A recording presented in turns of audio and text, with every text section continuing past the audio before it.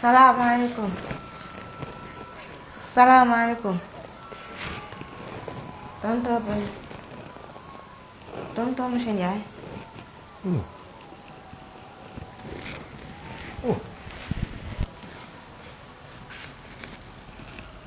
lu tax may nelaw nga may yee.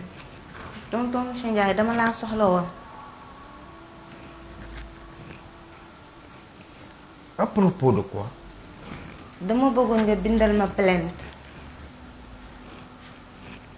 yow boo bëggee ma bindal la plainte da ngay ñëw sama kër naan ma bindal ma plainte yow da ngaa xamul sama cabinet en face police.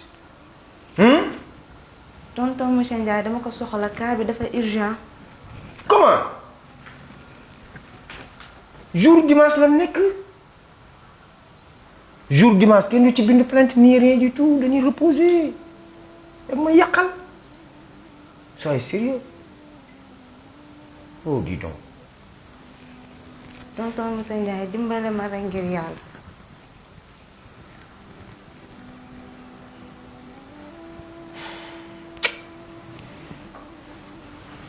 yow foo dëkk. man cité ouvrière laa dëkk. Bachir toogal toogal.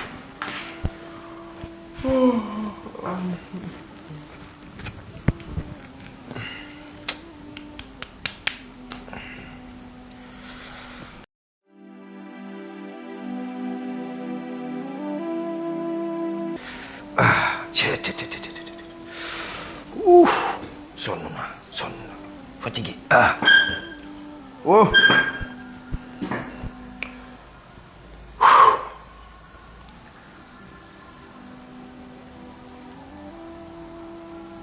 yow lan mooy sa problème. dama amoon problème. dama am sama benn copain bu ma doon génnal. mais ak chaque fois su may jox xaalis. damay chantage ba pare doog may jox xaalis. quelle façon de chantage. que day nekk ak man ba pare. nekk bi nan la may day tëdd ak man. da lay def fi saay-saay. waaw da lay laal. doog laa jox xaalis. ah bon ah mais wax day direct. voilà léegi nga bëgg ko ci yóbbu plainte ko et tout hein. quoi. moom benn yoon boobu la commencé def ak yow. déedéet. ñaata yoon la ma sa def loolu. def na ko 5 fois. 5 fois. waaw. yow ñaataat nga am. man am naa 16 ans. 16 ans. waaw. ah bon. bien c'est fantastique. léegi yow ma laaj la. moom moo la dévergé. waaw. waaw. def na la ko 5 fois nga ni def na la ko 5 fois nan la koy def raconter waxal nan la koy defee naka ak naka la parce que man lu may bind procureur ñëpp xam nan ma xam nan sama bind man sama plainte du taxawaalu vous voyez man lu ma bind gars yi dañ koy mesurer combien de fois ak naka la ko doon defee benn par benn may jël mot par mot. vous voyez di régler samay kii di souligner di abréger hein fu ma war a def point ma def point une phrase ça commence par une lettre majuscule et se termine par un point. waxal ma lépp mu di jeex bu si génn comme yow yor nga sa caga yaa ngi dégg wax bi ba bay joxe sa bopp ndax xaalis yaa ngi de dis donc dis-moi la vérité tout ñaata yoon la ma sa def yëf yi saay si mi sa tubay jël ay bagages am ni ko yamax si sa bagages yi combien de fois la. dis donc dis-moi la vérité. te suy nekk ak man damay forcer du ma bëgg a nekk ak moom. yow caga nga ku bon nga. d'accord ah bon kooku c'est un cas kon yow li nga ma la wax naan dafa urgent. waaw. avec cette tenue nue nii cette tenue nue vous voyez. j'ai devanture dans ta sexe. bàyyi leen yéen bàyyi leen li ngeen def xaalis jar na loolu. parce que ci moom rek laa amoon yaakaar. waaw. moom bu lay defee fi saay-saay di la tëddee day sumi si tubéy. waaw. waaw. day jël day sol kawas. ñaari yoon rek la ko def. ah loolu début bi la.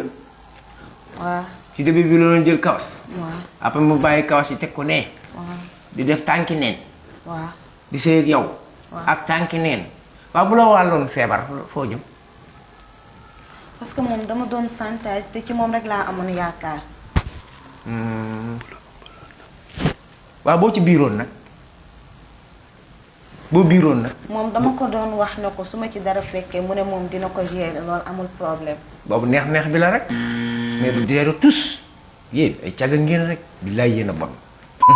yow. benn gënal la ci woon. déedéet. c'est sûr amul problème y a pas de souci. noo tudd. Khadija laa tudd. Khadija. bi mu la dévergé ba loo wax seen waa kër bi nga demee quelle est ton réaction de ta papa à ta maman. ñoom waxuma leen dara. waxoo leen dara da nga leen a bàyyi ci biir. waaw. waaw. ñëw di soox camoufler ko ba wér. waaw. dem di continuer rek mu lay def fi saay-saay di la may xaalis. waaw. loolu mooy sa bagage. exception. waaw boo ci jëlee woon biir la wax. parce que moom dafa ne ma lu la ci mën di fekk dinaa ko gérer. bu la wàllee feebar dina ko gérer. déedéet. bu sida woon nag yore 0 positif 1 nag. du ko gérer. bu gérer du ko gérer. non.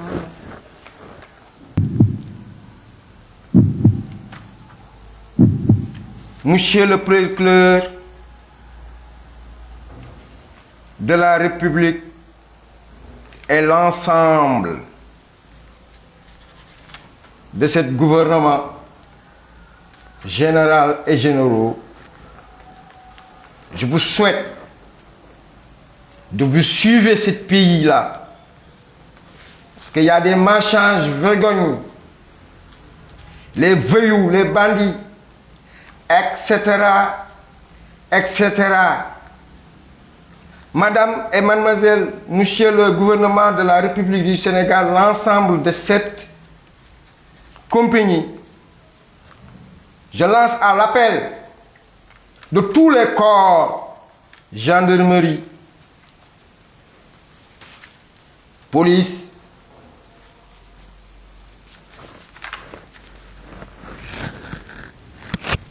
sapeurs, toutes les forces de l'ordre, les douaniers, les officiers, les corps, tous les corps de la République du Sénégal et l'ensemble de ces forces de l'ordre.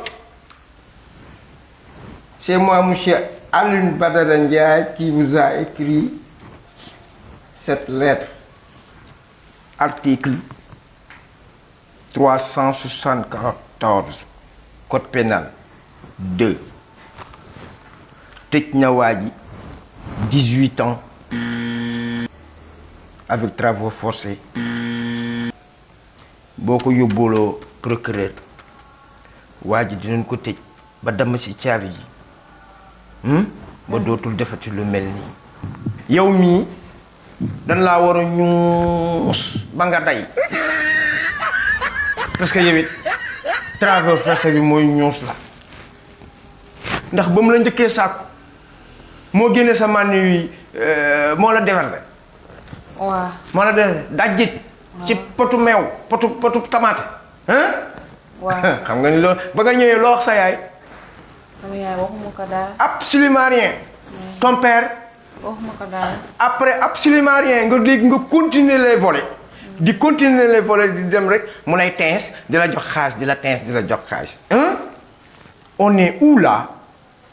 Dans un pays, je m'adresse, le président de la République et l'ensemble de ce gouvernement monumental.